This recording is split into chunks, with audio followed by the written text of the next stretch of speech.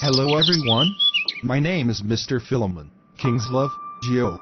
Hello, Mr. Philemon. You are all welcome to my CRS online class. Today, we are going to discuss on the topic, the conversion of Saul. Oh my God. I can see you are very excited. To begin, let us remember that this is a story from the Acts of Apostles. Can we recall any stories we remember from the book of Acts? The story of Ananias and Sapphira. The Pentecost Day and the giving of the Holy Spirit. Yes, Samir? The trial of Peter and John. Very good, guys. Clap for yourselves. I'm proud of you guys. Now let us begin. Okay, sir. The story of Saul cannot be discussed without first looking at Saul's involvement in the persecution of Stephen. Stephen was one of the 7 deacons that were appointed by the apostles. What was the main duties of these deacons? Yes? Can anyone tell us? Lisa, can you tell us? The deacons were tasked to oversee the welfare of the widows and the distribution of food in the early church. Very good. Let's clap for her. Thank you, sir. Stephen wasn't just distributing food. The deacons also joined the apostles in teaching and preaching the gospel about Jesus. Around this time, the persecution of the early church was ongoing, and Saul played a major role in this act. During the arrest and execution of Stephen, Saul was the ringleader. The people who stoned Stephen placed their garments under Saul's feet whilst they stoned Stephen. The satisfaction of Stephen's death caused Saul to approach the Jewish elders, who gave him the order to go outside Jerusalem to pursue and arrest the Christians who were still following Jesus and practicing the faith outside of Jerusalem. Saul's first destination was Damascus. He had the order to arrest the Christians in the synagogue there. Please, sir, were there no Christians in Jerusalem? There actually were. However, because of the fear of death, most of them had gone into hiding, and most had also fled to the countryside. The few that remained were hidden by sympathizers of the faith. Most were also practicing the faith in secret. After receiving the order, Saul and his entourage went on their journey to arrest the Christians in Damascus.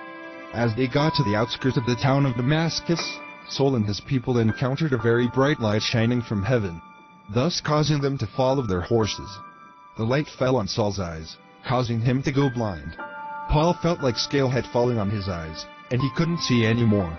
In the midst of the chaos, a voice spoke from heaven to Saul and his team from heaven, saying, "Saul, Saul, why do you persecute me so?"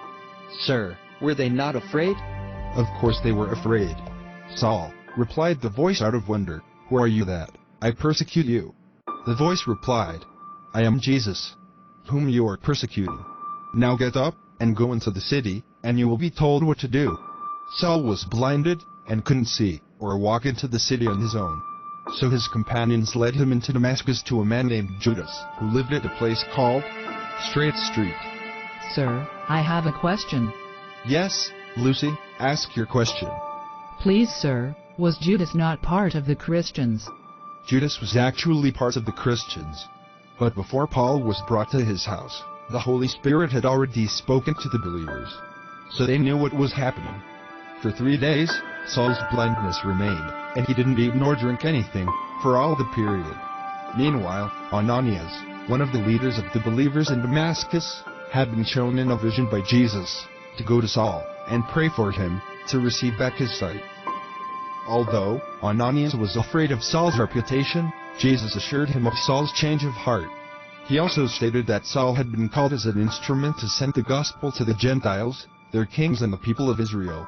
After Ananias found Saul at Judas' house, he told Saul what Jesus had shown, and told him about Saul. He told Saul that Jesus sent him to restore his sight, and that Saul might be filled with the Holy Spirit. After, he laid hands on him, prayed for him. After praying for him, something like scales fell from Saul's eyes, and his sight was restored. After receiving his sight, Saul requested that Ananias baptize him into the faith. Saul was renamed Paul, and he began to visit the synagogue and the believers, to talk about how Jesus revealed himself to him on the road to Damascus. Question, sir. How did the believers receive him into their fold, after all he had done to them? Well, Scott, it was not easy. Initially, Paul faced a lot of rejection and mistrust from the believers. However, Ananias was with him to soothe his fellow believers. He told them of what Jesus had told him concerning Paul and how he had baptized him into the faith. Gradually they came to accept Paul as one of the brethren. Paul became one of the most influential voices and figures in the church. He was a very determined apostle, and through him the faith traveled afar, even to Rome. So you see, even the worst of the worst can be used by God for something greater. Alright. Now let's hear from you. What are some of the moral lessons we can learn from the story? Yes, Lucy? The story shows that God can save anyone. He can save even people who highly oppose the faith in Jesus. Very good observation, Lucy. Yes, Lisa? The story shows that God has plans for every human. It does not matter how far we go.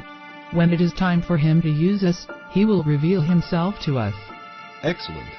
Lisa. Your turn, Scott? We must not turn people away from us because of their past. We never know what God has installed for them. Well done, Scott. And you, Samir?